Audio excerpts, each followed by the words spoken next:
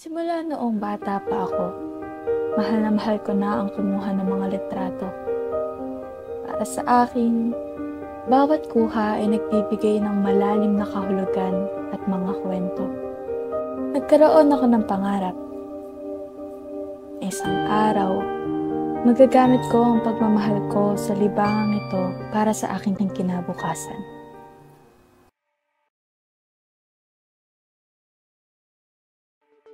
Sinasabi mo sa akin na gusto mo kunin ang fotografiya sa hinaharap? Naiintindihan namin na mahal mo ito, anak.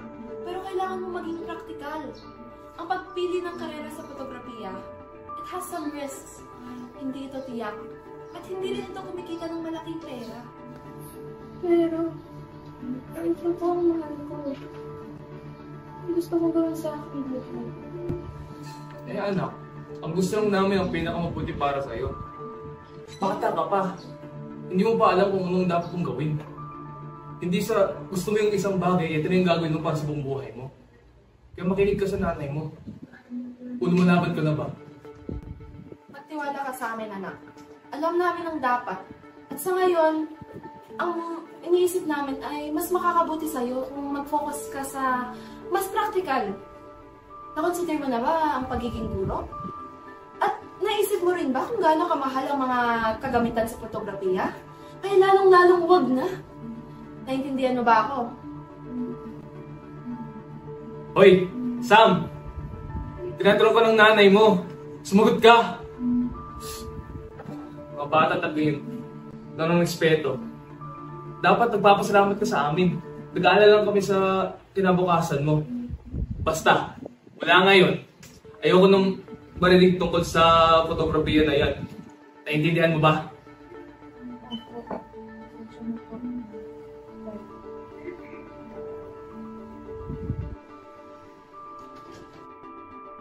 Ibinaon ko ang aking mga pangarap noong araw na iyon.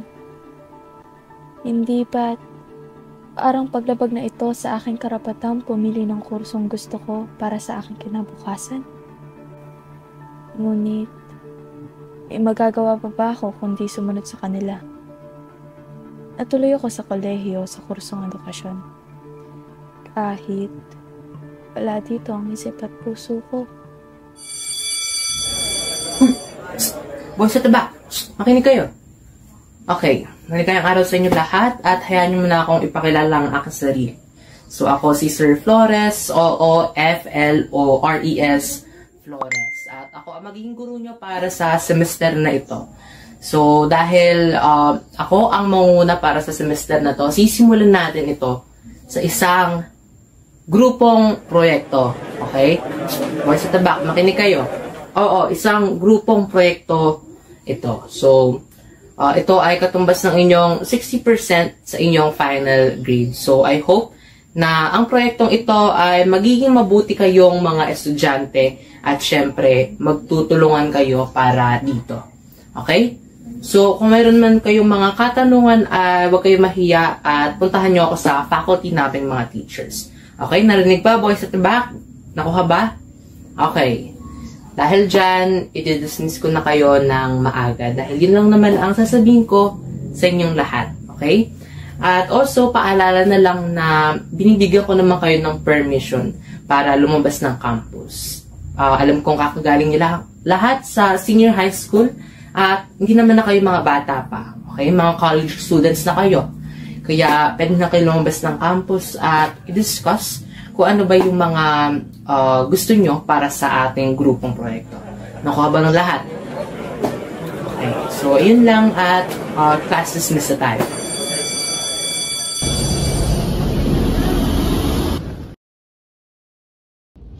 Ang bait naman ni Sir Flores. Nagpapalabas ng estudyante.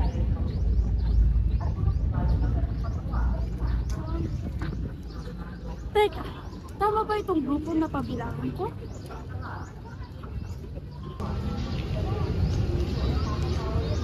Ano ba? Gagawa ba tayo o hindi? Nandito na si Samantha, oh. Tsaka na, ha? Ganyan talaga sila. Upo ka muna.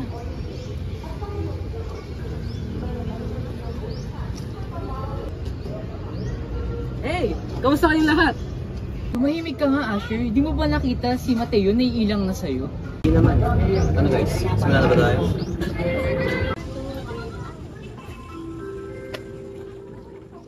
Ikuto ba natin siya? Uy, ate, umayos ka nga. Ganito na lang. Sabihin natin yung pangalan natin, kung saan tayo nakatira, ano yung mga hobby natin, and kung sino yung crush nyo. Wala, nag-joke siya. Tawa tayo in 3, 2, 1. Tama na, magsimula na tayo. Tingnan niyo, pauwi na sila, tayo magsisimula pa lang. Ako na mauuna. Hello, ako nga pala si Les Chavez. Kapatid ko siya. Mahilig ako magbasa at makipag-chismisan. Yeah, no joke. Tingnan mo yung ulo mo. Parang lahat aral ng sikaya ng mga estudyante, alam mo. Uy, kapal mo. Baka gusto mong sabihin ko sa Hoy! Titigilan mo lang nga yan. Pasensya mo na kami sa gano'n. Ito talaga kami. Ako na ata. Hi, ako si Mateo Cruz. Nakatira ako sa gilid-gilid. Mahilig ako magbasa at pasensya niyo na kung tahimik lang ako. Mahihain ang palagi na sinasabi sa akin, pero promise, gagawin ko ang lahat ng ibibigay niya sa akin. Hello, ako si Asher Alonto. I am from my house and mahilig akong kumain, magbasa and kumanta. Saan ko na? Saya ka dyan. Ikaw na. Summer Chavez. Location, wala kayong malaki. Maglaro. Ang haba naman ng sinabi mo. Nauna ako yung panganak kay Ren. Okay ka na? Grabe, dami-dami mong pwedeng sabihin, yun pa? Hello, ako si Samantha, Sam for short, and nakatira ako sa Bulacan. Mahilig ako kumuha ng litrato. Kagamitan sa fotografiya, ay lalong-lalo huwag na. Uy. O diba? Nakuha ko na rin ng attention ko. Wala na tayong time para pagpatuloy ang meeting ito. Grabe, ang dami nating nagawa ngayon. Ganito na lang. Magkita-kita na lang tayo sa isang lugar. Hanggang alas 3 ang nagpapasok natin, di ba?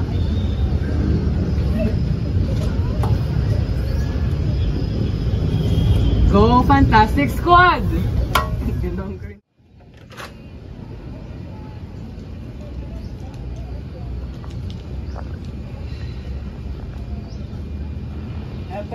Saan ka pupunta?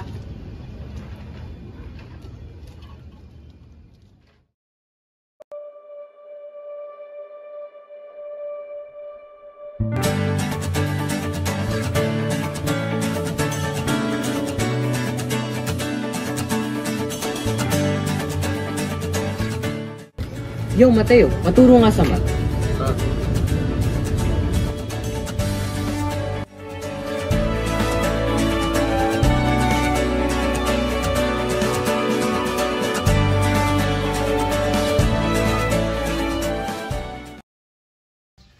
Uy, Mateo! Dito ka rin pala umuwi?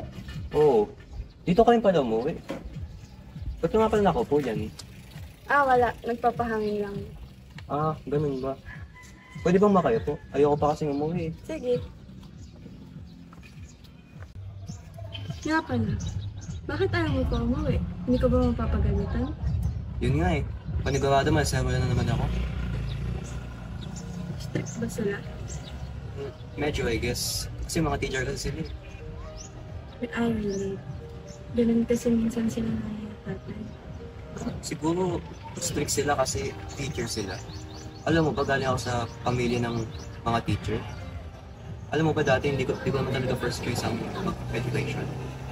Siguro napilitan na ako kasi nga, parang tradisyon na namin. Parehas pala tayo. Ayaw natin ng edu. Pero ikaw, bakit ayaw mo sa edu? Alam mo naman, mahihayin ako at tsaka di rin naman ako ganun ka-confident sa sarili ko eh. Kaya, mas gusto ko sanang kumuha ng ibang course na di kailangan ng masyadong pagkasalita. Ikaw ba? Ano ba talaga ang gusto mong maging? Ang gusto ko talaga, photography. Kaya lang, sabi nila nanay, wala daw sahod doon. Kaya, napilitan ako mag-edu. Hanggang ngayon, nasa puso ko pa rin ang pagbuha ng larawan. Sana, napakinggan nila yung gusto ko. Alam mo, siguro dapat lang lakasan natin yung loob natin na sabihin sa mga magulang natin yung gusto natin. Kasi, hindi ba nito nilalabag yung karapatan natin? Naalala ko kasi nung high school, may tinuro sa amin yung guro namin na isa sa mga kapatan ng tao ang pumili ng kanyang gustong trabaho. Kaya lang, hirap sabihin sa mga magulang ko eh. Yun nga yung pinaproblema ko eh. Pero siguro, bahala na. Umuwi na tayo, baka malate pa tayo eh. Sige. Sa school na lang ulit tayo mag-usap-usap. Bye-bye. Siguro, kailangan ko nga lang talagang lakasan ng loob ko na sabihin sa aking mga magulang kung ano ang gusto ko. Nakatulong nga talaga ang pakikipag-usap ko kay Mateo kahapon. So basically, ganito ang gagawin mo. Ikaw, dito ka. Ikaw naman, maya-maya. Ikaw naman, okay. Ano ba yan? Sige. Okay ba? Okay. Asher, may suggestion ka ba? Sorry, ano ulit? Okay ka lang ba? Parang wala ka ata sa sarili mo. Oo nga, may nangyayari ba? Wala. Konti na kasi tulog ko ngayon eh. Alam mo naman, luto yung mga tao pag konti lang tulog. Okay. Wait lang, CR muna ako. Napansin niyo ba? Bakit parang ang dumb ni Asher yun? Nga eh, wala naman ako pa kay Norman sa ginagawa niya, pero parang wala sa sarili niya. Siguro mo lang nasa akin. I don't know. Maybe I could ask him later. Sige, pero ngayon mag-focus muna tayo sa work. Uy, dahil nandito na si Asher, continue na natin yung discussion natin. Wait lang, Asher. I wanna ask you something about kanina eh. Bakit? Para kasing lutang ka, may nangyari ba? Like I said, kulang lang sa tulog. If ever man may nangyari, you can tell me naman eh. Talaga ba? Well, I'll tell you a personal story of mine. Basta wag mong ipagkakalat ha. Nung bata ako, I was an only child. And yung mga parents ko noon, they were on the verge of divorcing. Palagi silang nag-aaway-away. Of course, I was used to it. Palagi ko nalang ini-ignore yung mga ganun. Until one day, Sobrang na-trauma ako.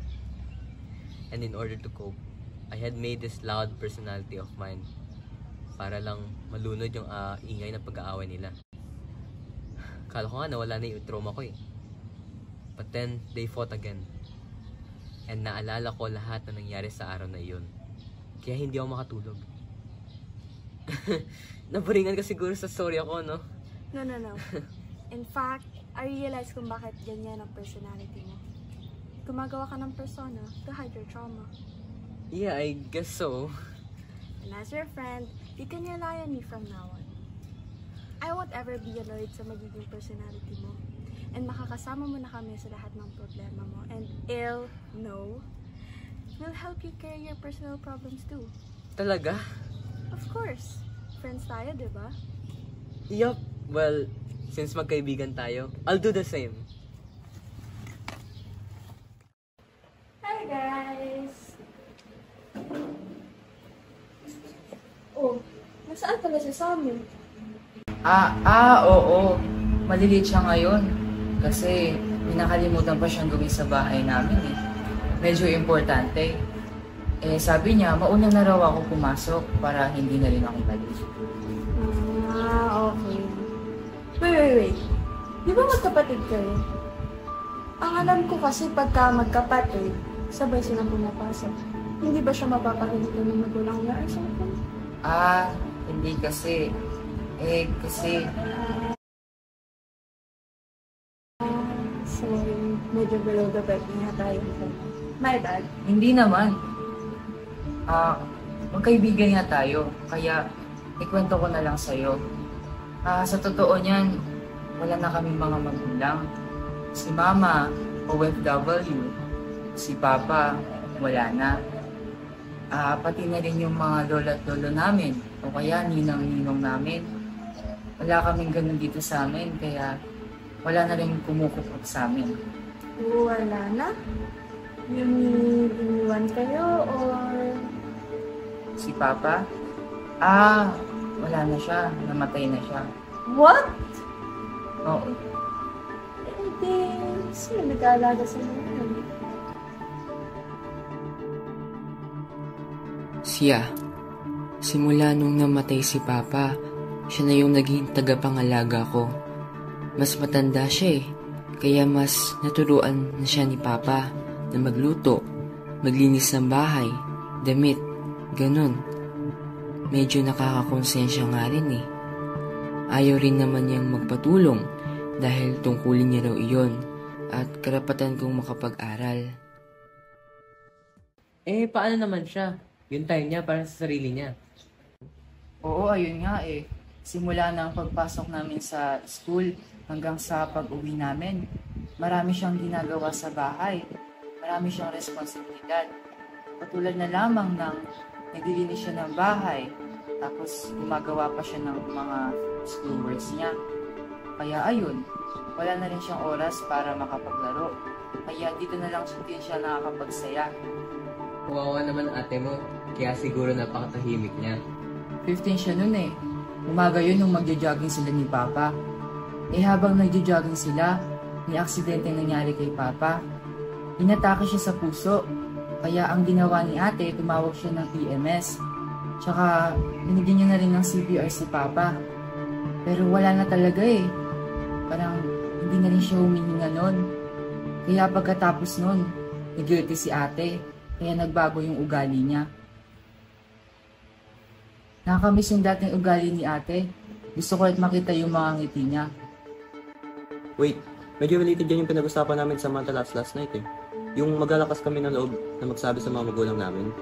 Kasi, alam naman namin gusto mong tulungan yung ate mo Oo nga Baka talaga lakas ng loob ng kailangan ko.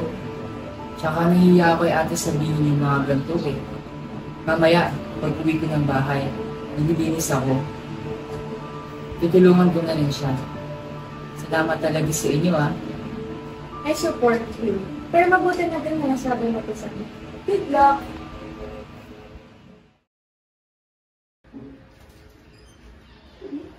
Ay, Samantha, nandyan ka na pala. Mana po. Magbihis ka na at maghain. Malapit naman nang makauwi yung tatay mo Sige po.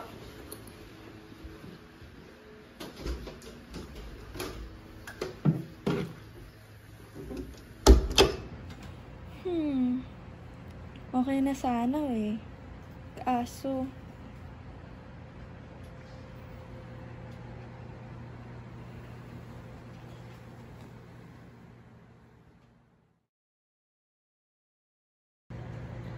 Sira na. Sira. Magpabili kaya ako kay tatay. Hindi ko naman din kasi ito magagamit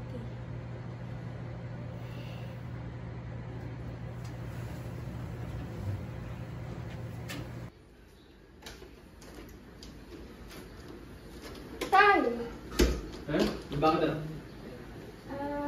Pwede po ba ako magpabili sa inyo? No? Camera po sana. Sira na po kasi yung camera sa cellphone ko. Camera? Camera? Para saan pa? Diba, sabi na namin ng yung tatay mo na wag mo nang ituloy ang picture-picture na yan. Ano? Bibili din mo pa rin ba yung photography na yan? Nay, tay. Alam ko naman kung ayaw mo sa pangarap ko. Kaya nga po ibang course sa kinuha ko, diba? Hindi po ba pwede na kahit ito na lang? Itong camera na lang po.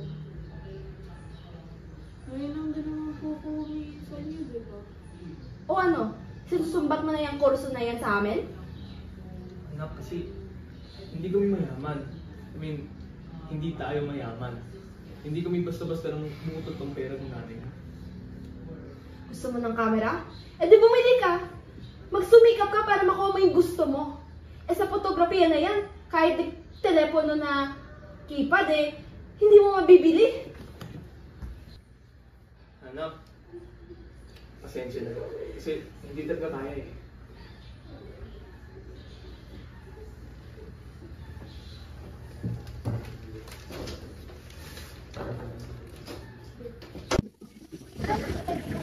Binigyan na si Samantha.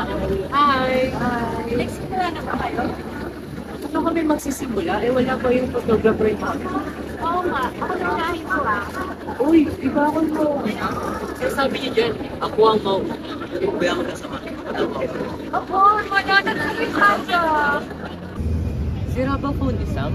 Parang may crack na. Wow, yeah, okay. Sige, uwi na ako. Send ko na lang sa inyo mamay mga Bye-bye. O, tara na.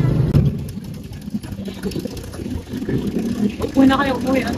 Bakit? Gusto ba kami? Hindi, tungkol ka kay Sam. May pera ba kayo? Mangutang ka naman. Hindi ko pa ako nababayaran. Hindi! Napag-isipan ko lang kasi nabigyan natin ng contact ni Sam kasi sira nga yung cellphone niya. Oo, nagkita ko pay.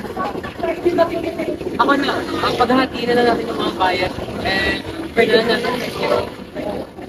Sige. Bye.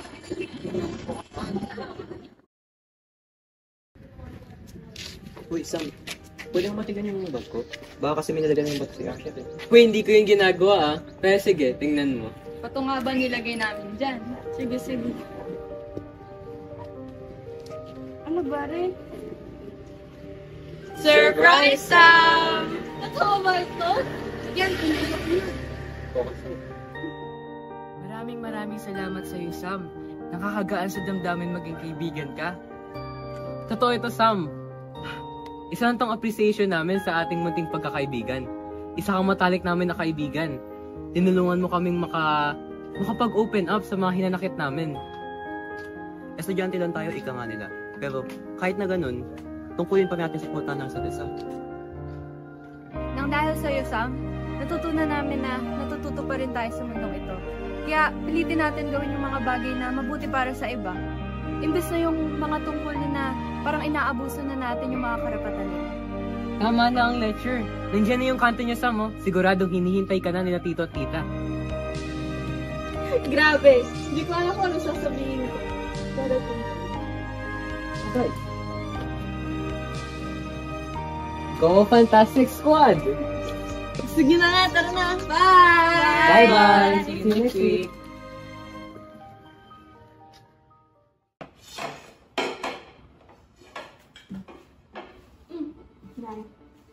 Oh, ba't may bitbit kang camera? Pinili mo ba yan? O hinira mo na naman sa ibang tawa? Tama ba yung naririnig ko? Pinipilitin mo na naman yung camera na yan? Ilang beses namin sinabi yun sa'yo ah. Hindi yan magandang trabaho.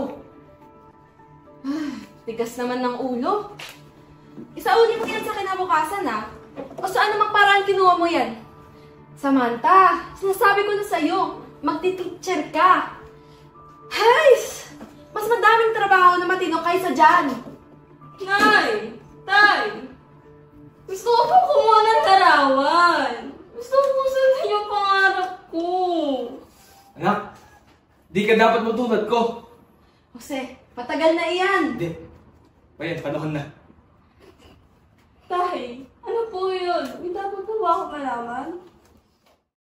Nung ako ay kasing edad mo lamang, ang puso ko ay napisa ilalim rin sa fotografiya. Sa kursong photojournalism naman. Dahil sa kagalingan ko, o para sa akin, ay biyaya ng Diyos, ay nagkaroon ako ng scholarship sa Europa upang ipagpatuloy ito. At doon na rin nabuo ang ating pamilya. Naaalala ko pa noon sa unang pasok ng trabaho ng papa mo, ay iba't ibang litrato na ang kanyang naharap. Naudyok ang kanyang isipan sa mga balitang pangtatapak sa karapatan ng mga tao. Inequality, pang-aabuso, krimen, pagdadakip, pagpapahirap, at ang pagtatahimik sa isang tagapagsabi kagaya ng papa mo. Nakakalungkot naman po yung tay. Yung dinanas yun ni nanay. Ang simple-simple po ng karapatang pantao. Pero hindi kayo. Hindi ko natapasan. Kapag ikaw ay lumaki na anak, mas nadami ang tungkulin mo sa buhay. Ikaw na mismo ang magtatakda ng iyong gagawin. Kaya, gusto namin itanong ng iyong tatay, ito ba talaga ang nais mong kurso? Nakita ko ang tatay mo. Kakaunti lamang ang sahod. Ngunit, halos matakpan ng bibig sa paglalahad. Ito yung idinidiin namin sa iyo, anak. Baka sa simpleng paglilitrato ng mga bagay-bagay, hindi ka masayahan. Dahil sa panahon ngayon, puso yung paglalahad ng damdamin sa publiko.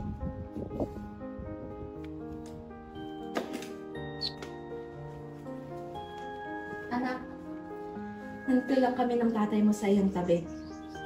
Matagal na namin pinagtatalunan ito. Ngunit ito na ang tamang oras. Piliin mo yung pinakamakabuti sa'yo. Kumuha ka ng mga magagarbong litrato at ipalipad mo sa publiko yung talento. Maraming salamat po, Nay, Tay. Alam po kung gaano kahirap yung tungkulin niyo bilang magulang. Pero, sinusuportahan niyo pa rin po yung napupusuan ko. Mahal na mahal ko po kayo.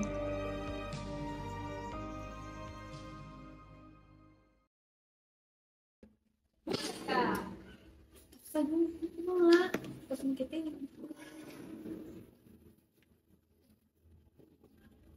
Unang-una sa lahat, gusto ko magpasalamat sa Institute. Dahil hindi lang dahil sa camera, pero pati na yan sa mga efforts na nilalaman sa akin. OA masyado. OA. Hindi kwento na maayos isa mo. Well, alam niyo naman diba na gusto ko ipagpatuloy ng aking fotografiya? Itutuloy ko na ito. Kung totoo yan, siguradong masaya kami para sa iyo. Alam mo, Sam, bukas pa doon tinanggap at pinakinggan ng mga lads namin.